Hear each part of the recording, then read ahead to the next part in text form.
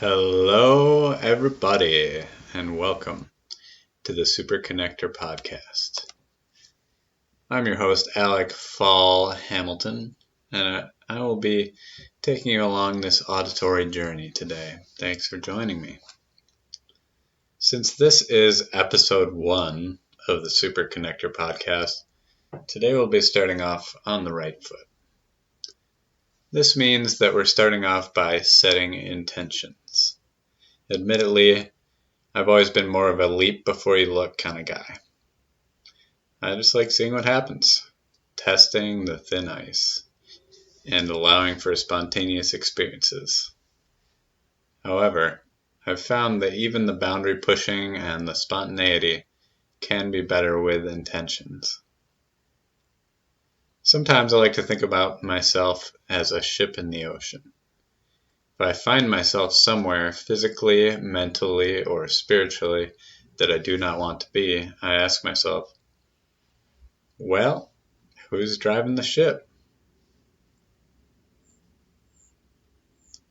So, today, as we are getting on this ship together for the first time, I'd like to tell you a little bit about myself and about where we are going.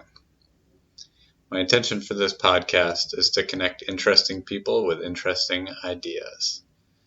We'll be exploring a wide variety of topics with a wide variety of people. Each episode will have a theme, and all conversations and themes will be brought back to the subject of connection. What's the connection? How do the skills of surfing translate to real estate investing? What's the connection between advanced mathematics and mountain biking? How does astrology relate to scientific materialism? These are just a couple examples of possibilities. My intention is to explore topics that I am knowledgeable about, including art, relationships, sacred geometry, astrology, athletics, philosophy, psychedelics, and symbolism, while simultaneously learning and connecting the dots with science, mathematics, business, entrepreneurship, and money. So what's the connection? It's connection. During our travels, we're going to be weaving anecdotes from my personal experiences with those of guests on the show and with the subjects we're exploring. Today, for the first episode, we will be getting to know my first guest, me, Alec Falle Hamilton. Personally, I feel as though I have lived many different lives. Here are just a few of my past occupations. Some of my favorite jobs were as a preschool teacher in Madison, Wisconsin, an elementary school TA in Botswana, a forester's assistant also in Madison, a summer camp counselor, co-director, mountain bike program director in Brown County, Indiana, ski instructor and mountain bike coach in Vail, Colorado. I was also a geometric gardener in Bath, England, still an occasional astrologer, and a traveling artist. Though these days I'm more of a living at home with my wife and baby artist, which is a different and also beautiful lifestyle. I've done some less fun and less interesting work, including jobs as a vacuum cleaner salesman, in which I sold a grand total of 0 vacuum cleaners. Had to walk off the job in disgust. Convenience store clerk in Woodfin, North Carolina. I've been a recruiter for focus groups and a Christmas lights subcontractor in Hollywood and Los Angeles, California. And actually that last one was pretty interesting. It's a special opportunity to be able to climb on the roofs of mansions all over Los Angeles and do kind of an interesting lighting art project. So I kind of enjoyed that, but certainly not for everybody, not for the Those of you who are scared of heights, for instance. So, in between these varying occupations, I've been blessed to travel widely, including journeys to over 40 of the US states, Mexico, about 12 European countries, 4 African countries, and possibly the strangest of them all, China. The reason I say strangest of them all is because for me that was the biggest culture shock of any foreign travel that I ever did, was being in China.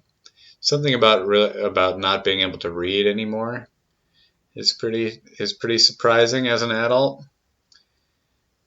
And a lot of the other places where I went, people had a pretty high level of English, whereas in China there was a big language barrier in many different ways. I was born in Eugene, Oregon, and I've lived in Minneapolis, Minnesota, Madison, Wisconsin, St. Andrews, Scotland, Machuti, Botswana, Asheville, North Carolina, the Vail Valley, Colorado, Austin, Texas, Santa Rosa, California, and now Santa Monica, California. Along with all of these physical journeys, I've also been blessed with the opportunity to explore the psychedelic realms. With wide experiences including LSD, psilocybin mushrooms, dimethyltryptamine, DMT, ayahuasca, 2CI, LSA, MDMA, and MDA. I'm going to be sharing more about these experiences, and I'm a psychedelic advocate. We'll be exploring this topic in detail with people who are experienced, as well as with those who are skeptics, and if I can find them, people who are anti-psychedelic. I believe it's a very important discussion for us to be having at this stage in our human development, and I'm passionate about sharing that information with other people, hearing those different viewpoints. I'm setting the intention of inviting guests who have differing opinions from mine to facilitate interesting discussions and thoughtful disagreement. With regards to psychedelics, this quote from Graham Hancock accurately describes where I stand. I am convinced that the right way forward for the human race is to recognize and protect the fundamental right of sovereignty over consciousness, to throw off the chains of our divisive religious heritage, and to seek out forms of spirituality, or no spirituality at all if we so prefer, that are truly supportive of liberty and tolerance, to help the human spirit to grow rather than wither, and to nurture our innate capacity for love and mutual respect. A second quote from Graham: "If we are not free to make sovereign decisions about our own health and consciousness, while doing no harm to others, then we are not free in any meaningful sense at all." Amen, Graham. Thank you for the wise words. In the United States, we are claiming to be the freest country in the world, and still we are keeping human beings locked in cages for possession and or distribution of plants and fungi. I believe this is immoral and irrational. Not only that, I believe that by making traditional plant medicines illegal, we are depriving ourselves of deep healing work in connection to community and ritual. Plant medicines are not only the way to achieve this, but at this point, I believe we need all the help we can get. I also chose the name Super Connector in honor of the mushrooms. Shout out to Father Toadstool and Mama Mycelium. May we continue to be blessed by their powers of connection and cosmic exploration. And with that in mind, I would like to introduce today's topic: magic mushrooms and the power of intention. During this exploration, we will start from my first experience with psilocybin mushrooms and make our way to the meeting of my divine partner, my wife Emily, and our present-day life. I was 16, maybe 17 years old. I was junior in Madison West High School in Madison, Wisconsin. Like many kids of that age, I was seeking meaning and purpose in my life, but I had no idea where to find it. I didn't know where I was headed, but my friends and I had a lot of fun going there. We were getting a little bit wild at that point, experimenting with various substances and looking for exciting experiences. I remember embracing my inner thrill seeker, looking for attention by doing stunts. I wasn't very socially outgoing, so I made myself interesting by doing crazy stuff. I was all about the intensity of experience. I felt a strong urge to really feel something. I remember doing backflips off the roof of buildings into bushes, jumping from cliffs into water, and bringing my skateboard almost everywhere I would go. Skateboarding was cool. I was trying hard, although pretending not to try to be cool. But I truly loved skateboarding. It was the cause of and solution to most of my life's problems. It was a way to hang out with my friends, be social, be active, and do drugs at the same time. And when I say drugs, in quotation marks, I'm actually talking about a plant. Marijuana was the first quote-unquote drug that I ever tried. They say that it's a gateway drug, and they're right. For me, it was a gateway to many interesting experiences, some beautiful and positive, some dangerous and dark. I wouldn't recommend it to anybody, but it was the pathway that I walked, and it brought me to where I am today. The reason I bring this up is because it was the gateway to the magic mushrooms. Once you have realized that marijuana is fun and seems relatively safe, it's not that big of a jump to try magic mushrooms. In fact, I would say that mushrooms are safer, less addictive, and more interesting than marijuana. Marijuana can really fuck up your life. It's the slow, corrosive damage that comes from years of choosing to smoke more weed instead of dealing with your problems or pursuing your passions. Not describing my own life here exactly, but what I have seen from the worst of weed. Personally, I'm fortunate to have a restless soul. I keep on moving even if I'm high. I would always keep striving, making art, riding my skateboard, my mountain bike, or my skis. But I will admit that it became a problem for me for a while. What used to be an evenings and weekends occasion became an everyday, multiple times a day habit. And this is a slow creep that marijuana catches people with. Physically, it's a very sticky plant.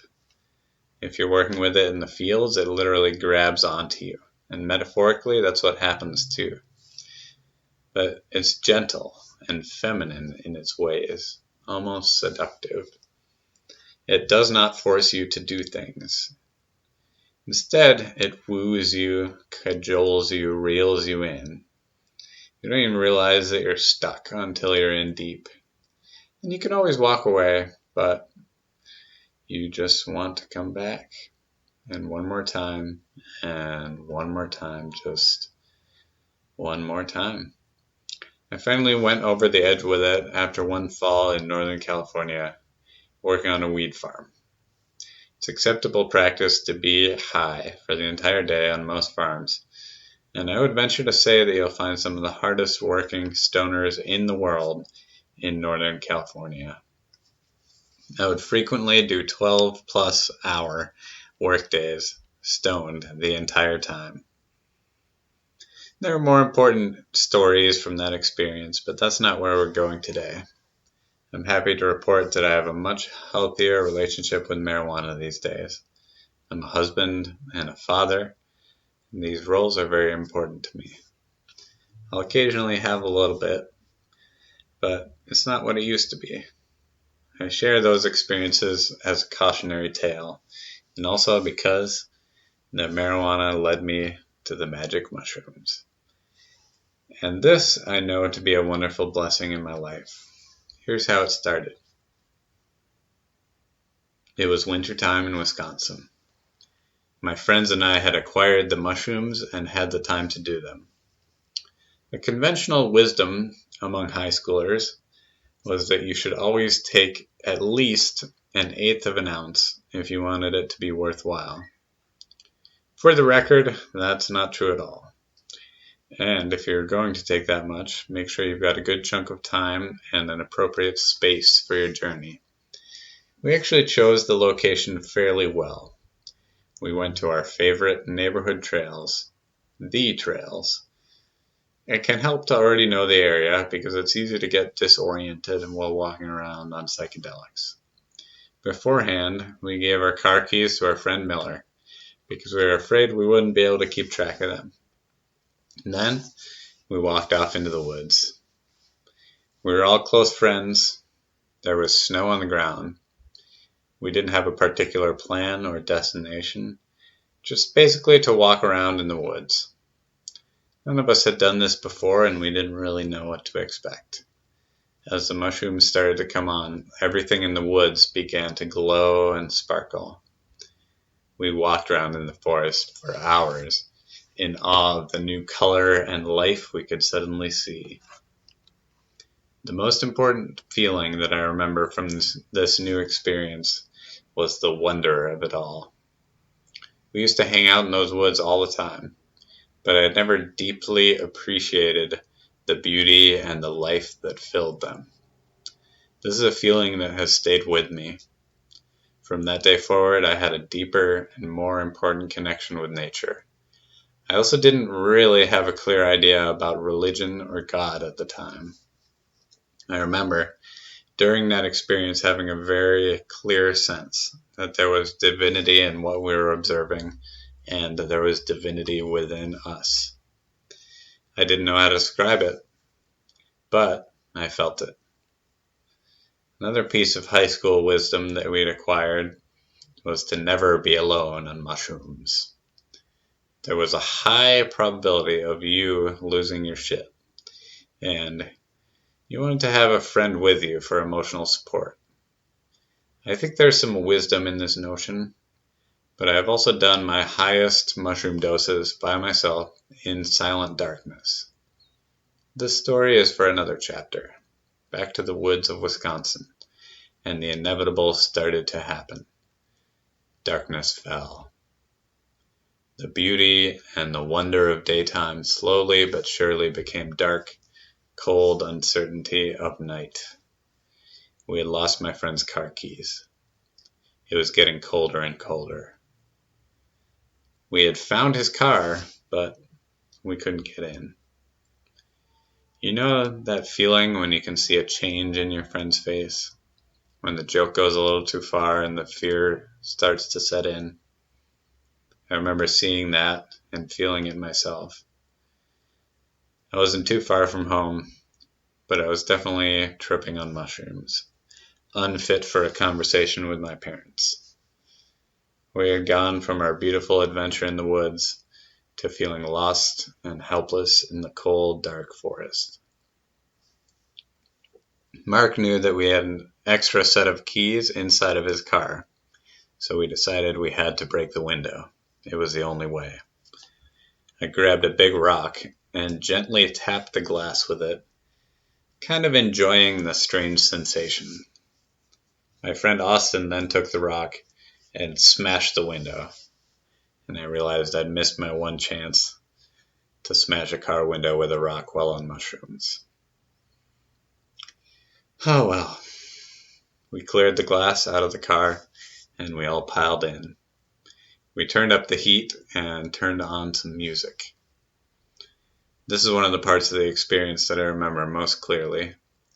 The warmth and the safety of a car with your friends and the profound beauty of music. Pink Floyd's Dark Side of the Moon, companion to uncountable psychedelic experiences. Eventually I made my way home and had probably the most important lesson from the trip. I got home went downstairs to my room because I was still tripping somewhat and didn't want to make it obvious to my parents. My brother Andy came down there, and he was poking and prodding me about something, just trying to hang out. I'm older than him by 5 years, and I was able to see in that moment what I was doing wrong. Like many older siblings, I was kind of an asshole. Just not being kind to my younger siblings, especially the ones close in age to me. The mushrooms showed me the error of my ways. And that day I made a commitment to change. Since then, I have almost entirely kept a policy of kindness towards everybody that I meet. It has served me well, and I'm sure that it will continue to do so. The final lesson came in the following days.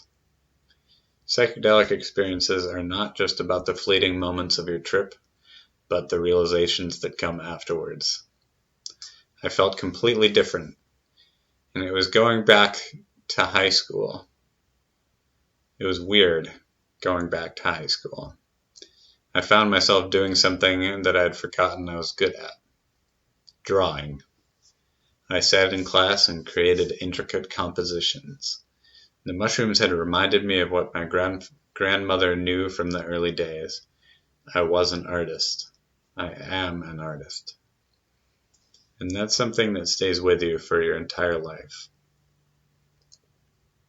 So, in looking back at that experience, I can see that I received answers to questions that I did not ask. And that will reliably happen to you when you proceed without intention, and even when you do have an intention. I can also see that I got what I was looking for, or at least I got what I needed. We took mushrooms one more memorable time that year, and for a long time afterwards, I didn't take them again. I had believed some dare propaganda about the dangers of mushrooms. I traveled many, many miles before I would really get back with the mycelium.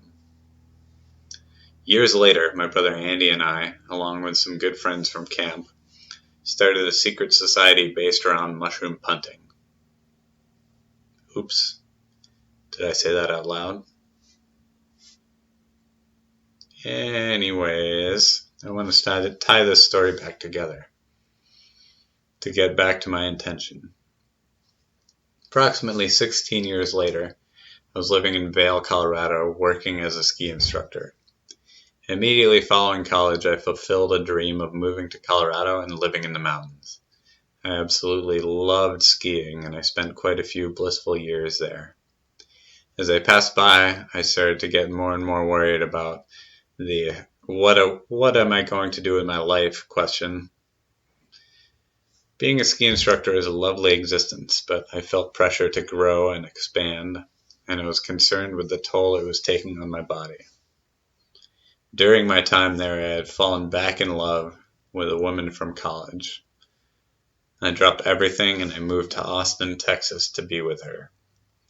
In a little over a year, I managed to move across the country, get engaged, and break our engagement. Around that same time, I had totaled my car and gotten my $5,000 mountain bike stolen. I returned to Vail, heartbroken. I felt like I was taking a step backwards, returning to the same place, but with even less financial stability than I had before. I slowly built myself back up and slowly found the lessons that I needed to receive. I hurt myself and I hurt my ex-fiancée with my indecision, my lack of commitment, and my lack of direction. My unclear intentions. However, I'd like to quote my friend Tom Fell here in saying, "Reverse looking is hawksight," if you know what I mean. I found a new lease on life, a new love for the mountains, and a new purpose for my time. I started really going for it with my artistic work, traveling to different festivals almost every weekend, meeting hundreds of people, and selling my work all over the country. I was back on my path. Once my heart had recovered, I started feeling ready for a new love. This time, I was ready for the one. In Austin, I had started doing manifestation and law of attraction work. Interesting things kept happening to me. I got myself a new car and a new, exciting way to make money. I thought there must be something to this, so I continued to test it out. This time, I decided to manifest my divine partner. This was actually a term that I had learned from my previous partner. I remember her saying it to me during our final breakup. She just wanted to be with her divine partner. She wasn't sure that it was me. I had never heard of a divine partner before, but I definitely knew that I wanted to meet mine. So I put that in my manifestation process. I was also looking for a new home in a city on the west coast of the United States, in an international art hub, close to the mountains and on the ocean, where the weather is nice and warm. And I didn't want to pay rent. So yeah, I just put that out there. I was tired of paying rent, and I wanted to live by the beach for a while. The time passed by, and I spent a full summer traveling from festival to festival, selling artwork and meeting many beautiful people. In between the festivals, I was teaching private mountain bike lessons in the Colorado mountains. That was it. It was a beautiful life. I was confident that I would meet my divine partner sometime soon, but I wasn't rushing it. I knew that we were being drawn toward each other like two powerful magnets. I finished that summer with one of the most amazing months of my life. It was August 2017. I had big plans for the month, as I was heading to a Rise festival in Colorado, then attending a visionary painting intensive at Oregon Eclipse Festival with some of my favorite artists, David Heskin, Aloria Weaver, Amanda Sage, and Alex and Allison Gray. Following that, I was heading to Burning Man for arguably the most crazy, beautiful, temporary art installation and party in the desert that happens in the history of the world. It would be an entire month of festival living, art creation, and beautiful adventures. I was mentally, physically, and spiritually prepared for it. But if anybody had taken a look at my finances, they would have thought I was completely insane. There's no way this trip is going to work out. Stay home and get a job, they would say. But one thing that has helped me throughout my entire life is my irrational sense of optimism bordering on delusion. It allows me to really believe that things are possible, even when the skeptical mind could easily rule them out. So I set off, heading to the first festival, which was only a couple hours from my apartment in Colorado. Heading up the hill to Evergreen, just outside of Denver, the engine on my Subaru gave out. I spent a couple hours on the side of the road, waiting for the tow truck, playing with my juggling balls, and having close encounters with hummingbirds. Fortunately, my gypsy friend Caitlin was able to pick me up and fit most of my festival supplies in her car. I had my car towed to an auto shop and just went to a Rise. Thoroughly enjoyed the weekend and sold some artwork in the process. When it was over, I had to come back to the reality of my situation. I had a $4,000+ auto repair bill, and I had a month-long trip planned, and barely any money. With some high-speed adjustments, I rented a car with Bruce Wayne, a person I had only met once briefly at a Rise Festival the year before. After some issues in procuring our vehicle, we had barely enough time to drive to Oregon for the Eclipse Festival. We were on a schedule because he was working there and I had my painting class starting. With the aid of some performance enhancers, we drove straight through from Denver to Oregon. I drove for the entire day, and then when I went to sleep while he drove through the entire night. I woke up in the morning, took the wheel again, and finished the drive. Once we arrived at the festival, I dropped off all my stuff with some friends, Roz and Cass, and went to return the rental car in Bend, Oregon. Then I got picked up by another person who I had never met before, and we drove back in. Cannon was one of quite a few saviors on this trip, and we're still friends to this day. We arrived back at camp and set up. It was a big relief to have completed that first logistical challenge. But I spent a lot more money than I was planning to, and I found myself in a bit of a situation. I can't remember the exact amount, but I probably had less than $500 left.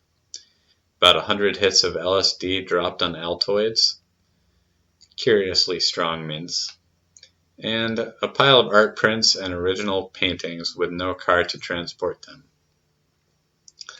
I had already coordinated this part of the plan, though, and my friend Mr. Bear was to help me with the next leg of the journey. There was just one challenge. I had to sell at least one original painting during the festival to have enough money to even get to Burning Man, or even to get home. So my intention was clear. I am doing this. I'm doing this. There was not a question in my mind that I would sell that painting. But sales, especially art sales, is a delicate process. If you try to force it, you're likely to lose your opportunity. I had my energy boosted by a couple art print sales early on in the festival, and I was continuously making money with the curiously strong mints. I was also in a joyful, excited state for most of the time, elevating my point of attraction. During the Eclipse Festival, I flipped my sleep schedule, so I was staying up all night and sleeping during the day. I would spend the entire night painting, talking to people about my art, and doing other festival-type activities. It was a long walk from the artist congregation by the Earth Stage to my camp, so I decided to just bring my yoga mat and some warm stuff so I could just sleep right by my painting. I laid down my yoga mat in front of my easel and just curled up in some warm clothes, took some naps, and then got back to the painting. Many people came up to me and complimented me on my work, and I had lots of great connections and conversations. On day 5 of 7, a South African man came up to me and said, "I want to buy that." And that was it. No negotiation, no willy-wallying. But there was no service out there, so I couldn't receive the payment until we left. It didn't matter, though, because I had faith. Mr. Bear and I drove out of the festival towards Burning Man. As we got back into service, $1,000 came into my account, which felt like a lot of money at that time. I was deeply grateful, and we went out to dinner and then spent the night in a hotel. We got to shower and do laundry before heading right back out into the desert for another wild adventure. In 2016, I went to Burning Man to try and win back my ex-fiancée. It was one of a couple attempts to get back together that we made. After a joyful reunion, things fell apart yet again, and she rightly told me that it wasn't going to work and that we had to stop dragging each other along. This was on Wednesday of a week-long endurance cycling event. I went through a roller coaster of emotion that week and left the playa, which is the Black Rock Desert, the home of the burn, feeling deeply hurt and disappointed. I had built up the event in my mind, thinking it was going to be the most amazing experience of my life, and what I got was totally different. You'll find this is a common story among burners. The logistical challenges, the duration, the extreme weather conditions, and the high expectations can often result in disappointment and distress. It's not just some weekend festival where you can party the whole time and then sleep in your own bed on Monday. It's a marathon. It's a pilgrimage, and it is trial by fire. So the next year, I was ready. As I mentioned earlier, I flipped my sleep schedule during Oregon eclipse. So I continued on with this plan. It matched perfectly with the weather at Burning Man. It tends to be extremely hot during the day with temperatures well over the 100-degree mark, often with high winds and dust storms that go along with the heat. So the sunrise and the sunset are some of the most beautiful and most comfortable times of the day. Because of my new schedule, I was able to catch every sunrise and every sunset. I slept during the heat of the day, and I stayed out partying all night. I only used my tent one time, and it wasn't for sleeping. This time around, my intentions were completely different. I saw the experience as an artistic pilgrimage, a rite of passage, and an endurance cycling event and dancing event. I made a promise to myself to be present with the experiences I was having, without expecting the world from anybody else. In the end, we're the only ones responsible for our own happiness and fulfillment.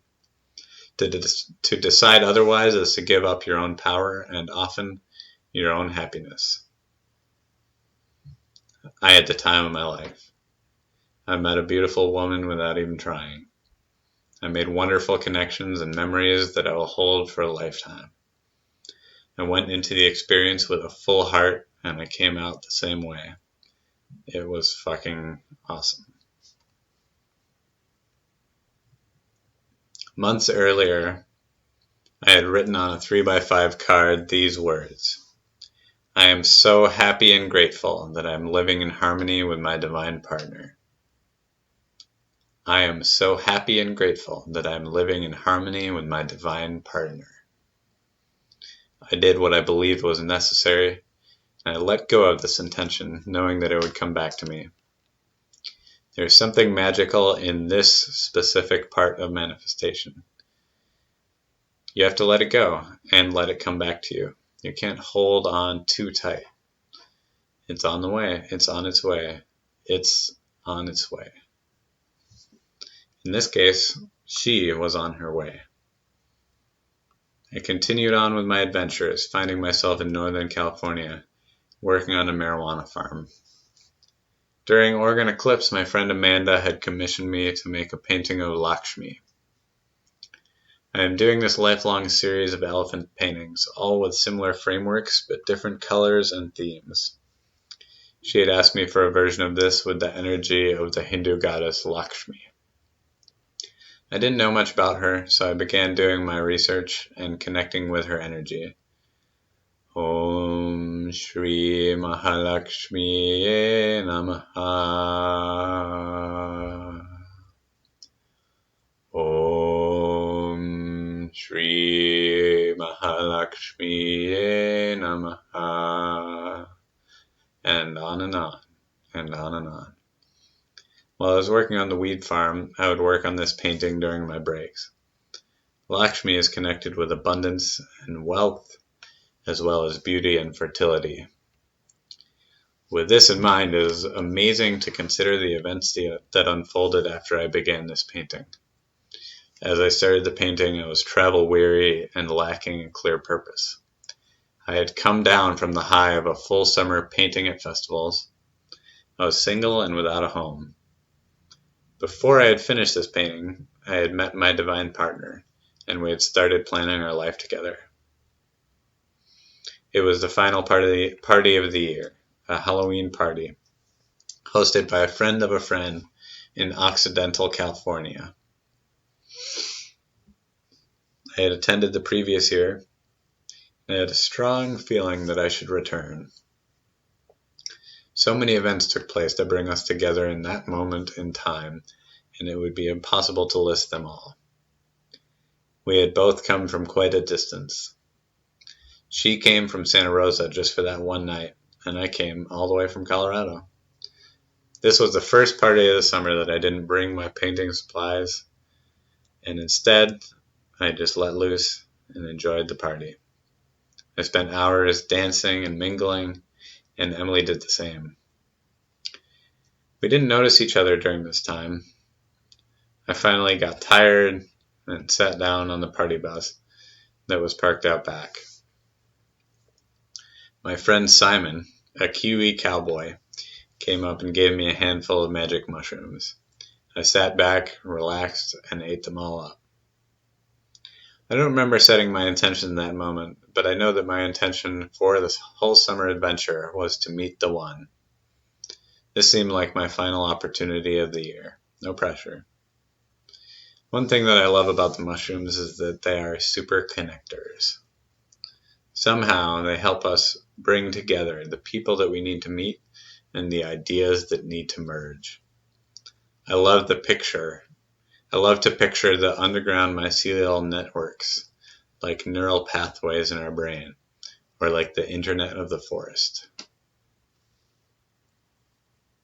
So anyways, I ate a handful of mushrooms, and shortly afterwards Emily came and sat across from me. It was actually love at first sight. I immediately knew that she was the one I was looking for, and fortunately, she felt the same way about me. We started talking easily, and we had a lot in common, including an interest in astrology, which, if you're constantly trying to talk to people about astrology, you will know that this is a rare find.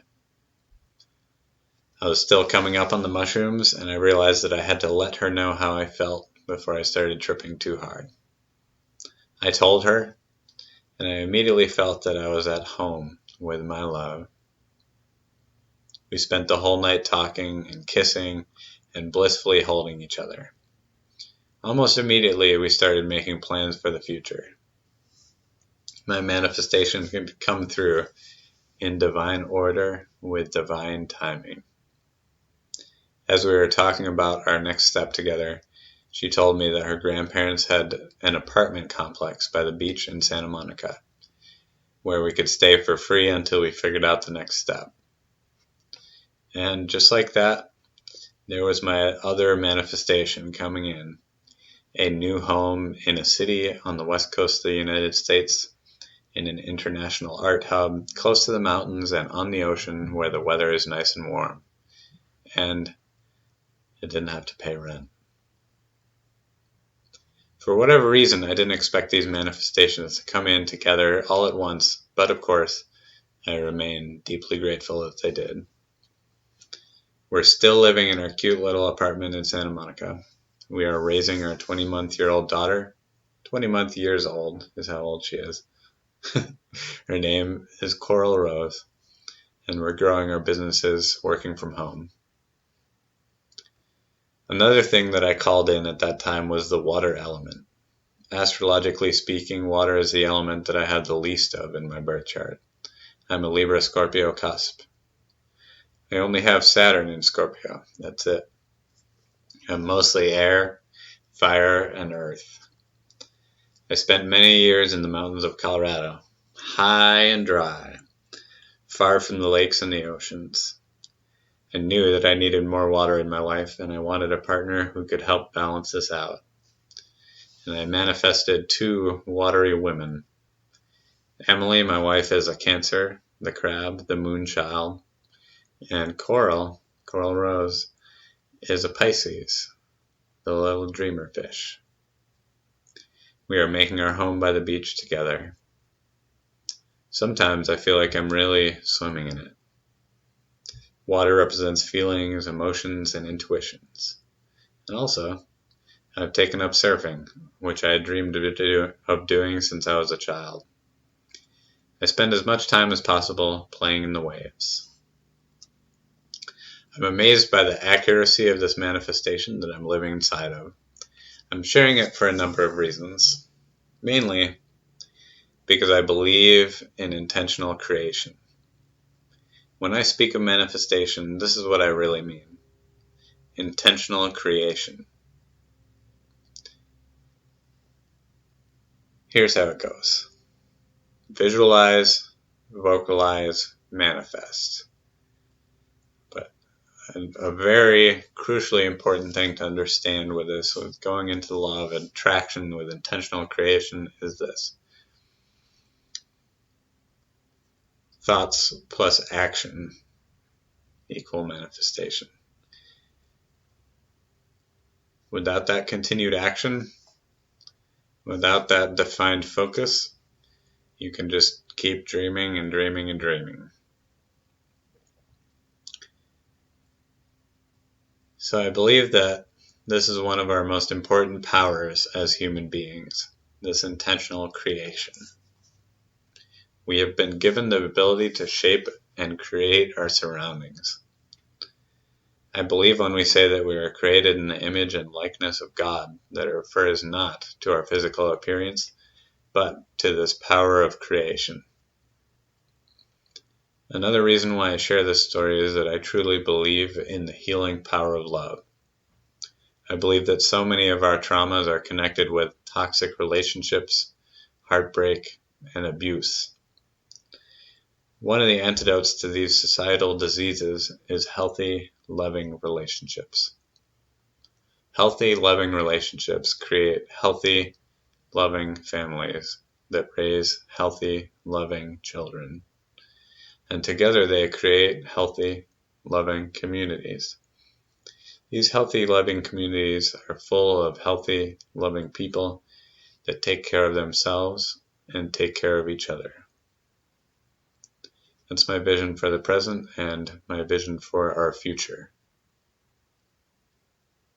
If you're a believer in this vision, if you'd like to work together in creating it, reach out to me, send me a message, let me know what you like to do. That's all for today. I've got a lot more stories to tell, and I appreciate you sticking around for this one.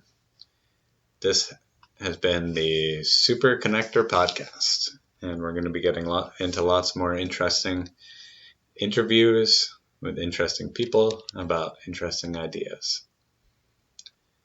Finally, if you'd like to check out my visual artwork, I'd recommend checking me out on the Instagram. I'm at mystic.geometry. You can also look up my full name, Alec Falle, Falle Hamilton. On the Google, on the YouTube, on the Instagram, you'll find it all there. Finally, my website is www.narwhal.com. Thanks for listening, everybody. Peace and love.